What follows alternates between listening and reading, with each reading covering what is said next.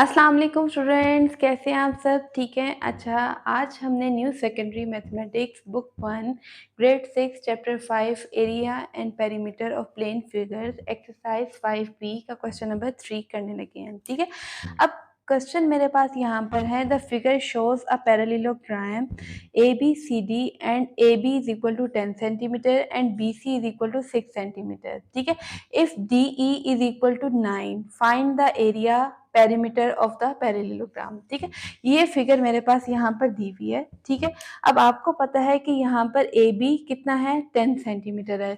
ये 10 सेंटीमीटर है तो ऑब्वियसली यहाँ पर सी डी भी क्या होगा, 10 सेंटीमीटर हो जाएगा। ठीक है, बी सी हमारे पास 6 सेंटीमीटर है तो ऑब्वियसली ए डी भी हमारे पास क्या हो जाएगा, 6 सेंटीमीटर हो जाएगा। ठीक है, अब एरिया निकालने का हमारे पास फार्मूला क्या होता है, एरिया ऑफ पैरेललोग्राम का फार्मूला होता है बेस मल्टीप्लाई बाय हाइट। ठीक है, अब यहाँ पर प्रॉब्लम ये है कि बेस हमारे पास क्या है। सबसे पहले हम हाइट को देख लेते हैं।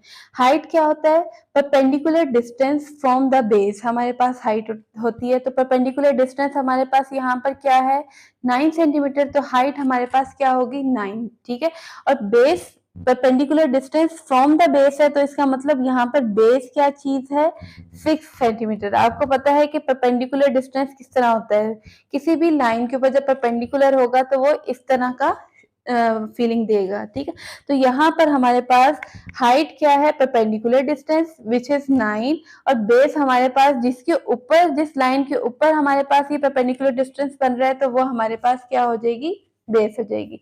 तो बेस यहाँ पर हमारे पास 6 हो गया। ठीक है, अब 6 और 9 को हम मल्टीप्लाई कर लेते हैं तो मेरे पास एरिया आ जाता है 54 सेंटीमीटर।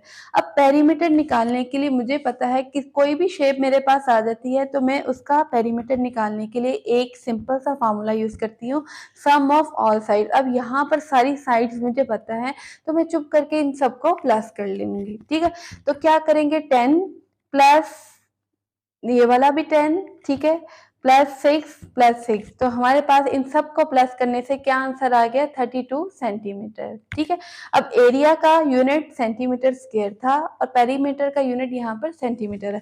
तो अब जल्दी से हम आ जाते हैं अपने क्वेश्चन नंबर 4 पर। क्वेश्चन नंबर 4 मेरे पास क्या दिया हुआ है, the figure shows a parallelogram PQRS। एक हमारे पास फिगर है parallelogram PQRS where QR is equal to 10 metre. अब QR हमें क्या दिया हुआ है, 10 मीटर दिया हुआ है। ठीक है, ये हमारे पास QR है जो कि 10 मीटर्स के इक्वल है।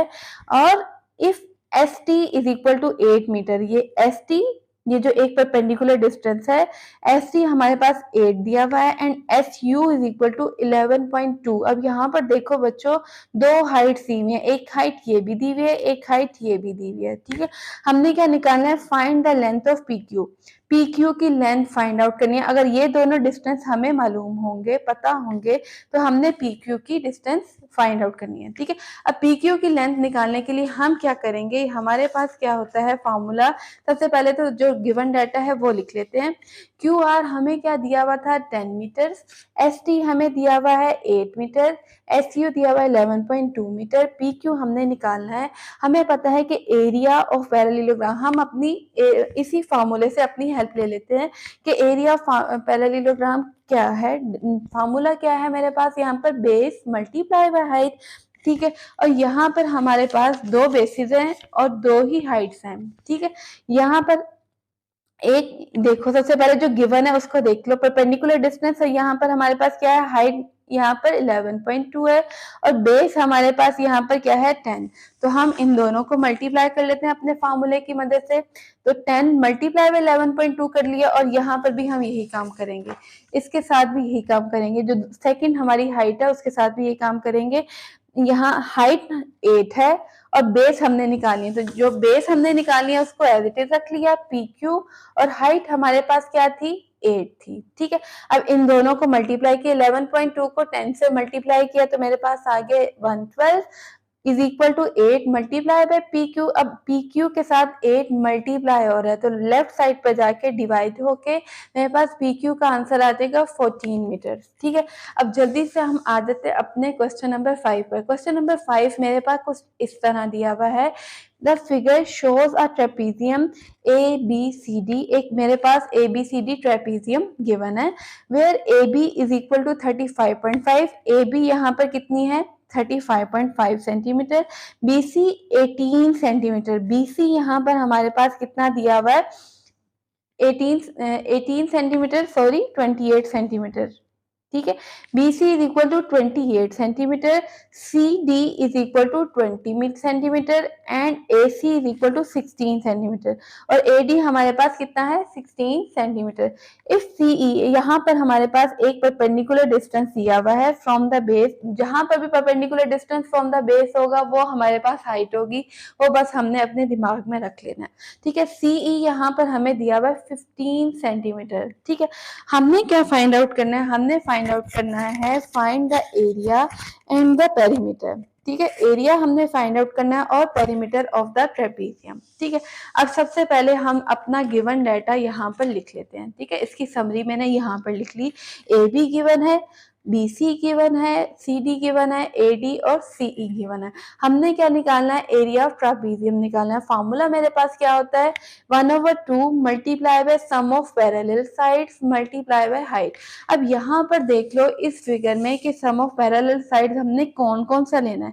ये पैरेलल साइड हमारे पास क्या है, एक ये पैरेलल साइड है 35.5 और CD AB और CD दोनों पैरेलल है। जब आपको पता है कि दो साइड इस तरह की हों कि यहाँ पर बिल्कुल इस तरह का आ रहा हो और उनका दरमियान का डिस्टेंस बराबर आ रहा हो, तो वो हमारे पास क्या होती हैं पैरेलल साइड्स होती हैं। तो सम ऑफ पैरेलल साइड्स हमारे पास यहाँ पर क्या आ जाएगा 20 प्लस 35.5, हाइट मैंने आपको बता दिया था कि perpendicular distance from the base which is 15 centimetre, तो हमने हाइट की जगह लगा दिया 15, ठीक है। अब 20 और 35.5 को मैंने प्लस कर दिया, मेरे पास आ गया 55.5। इसका हम डेसिमल रिमूव कर लेते हैं, अगर चाहो तो इसको डायरेक्ट कैलकुलेटर से मल्टीप्लाई कर लेना, अगर कैलकुलेटर अलाउ नहीं है तो इसकी सिंप्लीफिकेशन यहाँ पर चेक कर लो, ठीक है, मेरे से सीख लो। सबसे पहले पॉइंट रिमूव कर दिया करो, पॉइंट रिमूव करके, क्योंकि अक्सर बच्चों को डेसिमल की मल्टीप्लिकेशन करने में डिफिकल्टी होती है, तो आप इसका पॉइंट रिमूव कर दिया करो, ठीक है। पॉइंट रिमूव किया, पॉइंट की जगह आ गया 1 और जितनी प्लेसेस आ गई थी उसकी जगह हमने 0 लगा दिया। 10 और 15 को हमने 5 के टेबल में कट किया है, 5 2 ज़ा 10, 5 3 ज़ा 15। अब 555 को मैंने 3 से मल्टीप्लाई किया यहाँ पे, तो मेरे पास आया 1655, ये आ गया, ठीक है। और 2 को प्लस मल्टीप्लाई किया तो मेरे पास आ गया 4, ठीक है। अब 1165 को मैंने क्या करना है 4 से डिवाइड करना है, ठीक है। अब 1665 को हमने 4 से डिवाइड किया तो मेरे पास ये सारी इतनी लंबी डिवीजन आ गई, ठीक है। अब आप इसको डिवाइड करोगे तो आपके पास यही आंसर आएगा 416.25 सेंटीमीटर स्क्वायर, ठीक है। अब इसके बाद सेकंड पार्ट में हमने निकालना है पेरीमीटर। आपको पता है पेरीमीटर कोई सी भी शेप हो उसका एक ही फॉर्मूला होता है सम ऑफ ऑल साइड्स। अब यहाँ पर हमारे पास सारी साइड्स गिवन है तो हम चुप करके सारी साइड्स लिख देते हैं। एक साइड मेरे पास 35.5 है, एक 28 है, ठीक है। ये देखिए मैं शेप भी सामने रख रही हूँ ताकि आप फिगर भी देख लो और फॉर्मूला भी देख लो। 35.5 है, एक मेरे पास क्या है 18 है, 18 सेंटीमीटर, ठीक है। एक यहाँ पर मुझे दी हुई है 16 सेंटीमीटर और यहाँ पर मेरे पास है 20 सेंटीमीटर, ठीक है। इन सबको मैंने प्लस किया तो पेरीमीटर मेरे पास आ गया 89.5 सेंटीमीटर, ठीक है। अब इसके बाद जल्दी से आ जाते हैं हम अपने क्वेश्चन नंबर 6 पर। क्वेश्चन नंबर 5 हमारा कंप्लीट हो गया। क्वेश्चन नंबर 6 मेरे पास क्या दिया हुआ, the figure shows a trapezium PQRS where PQ is equal to 12 metre and PS is equal to 13 metre, ठीक है। अब मेरे पास यहाँ पर एक चीज दी हुई थी, हाइट दी हुई थी, if PT is equal to 10 metre. PT यहाँ पर मेरे पास क्या है, जब भी इस तरह का परपेंडिकुलर डिस्टेंस हो उसको हाइट आपने सोच लेना कि ये हाइट ही है, ठीक है। PT is equal to 10 metre and the area and perimeter of trapezium are 150 metre square and 54.7 metre. अब यार ये देखो एरिया भी दे दिया पेरीमीटर भी दे दिया, तो मसला क्या है, हमने निकालना क्या है, हमने निकालना है find the length of RS। RS की लेंथ लगानी है, हमने क्या निकालना है RS निकालना है, इसको निकालना है और हमने क्यू आर की लेंथ फाइंड आउट करनी है। आर एस को भी फाइंड आउट करना है और क्यू आर को भी फाइंड आउट करना है। तो चुपके से कर लेते हैं, ठीक है। आर एस के लिए हम यूज करेंगे अपने एरिया के फार्मूले को और क्यू आर के लिए हम यूज करेंगे अपने पेरीमीटर के फार्मूले को। जो चीज देखो बेटा गिवन हो ना, उसी को आपने यूज कर लेना, उसी के फार्मूले को यूज करके आपने इन दोनों की लेंथ निकाल लेनी है, ठीक है। तो आर एस के लिए हमने एरिया के फार्मूले से हेल्प ले ली। एरिया का फॉर्मूला क्या है, 1/2 sum of parallel sides multiply by height, ठीक है। एरिया की जगह लगा दिया 150 और सम ऑफ पैरेलल साइड्स यहाँ पर हमारे पास क्या है, एक तो 12 है और दूसरी हमने आर एस वाली तो निकालनी है, तो इसको एज इट इज रहने दिया। और हाइट मैंने आपको बता दिया था, जो भी perpendicular distance from the base होती है वो हमारे पास हाइट होती है। तो यहाँ पर हाइट क्या है, 10 मीटर। तो हाइट की जगह लगा दिया हमने 10 और इसको 2 के टेबल में हमने कट कर लिया। 2 1 2, 2 5 10। अब यहाँ पर 5 रह गया था, 5 को 1 से मल्टीप्लाई किया, 5 आ गया। अब नेक्स्ट स्टेप में हमने क्या करना है, 5 को अंदर दोनों से मल्टीप्लाई कर देना है। तो 5 को हमने 12 से मल्टीप्लाई किया तो मेरे पास आ गया 60, ठीक है। और 5 को हमने आर एस से मल्टीप्लाई किया तो मेरे पास आ गया 5 आर एस, ठीक है। अब देखो आर एस मैंने फाइंड आउट करना है, तो इसके साथ 60 एक्स्ट्रा है, प्लस 60 है, लेफ्ट साइड पर जाएगा माइनस 60 हो जाएगा, ठीक है। तो 150 में से 60 माइनस किया, 90 आ गया।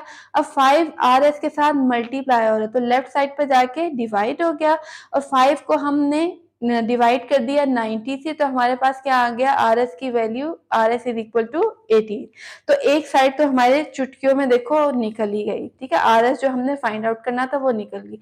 अब हमने निकालना है पी क्यू।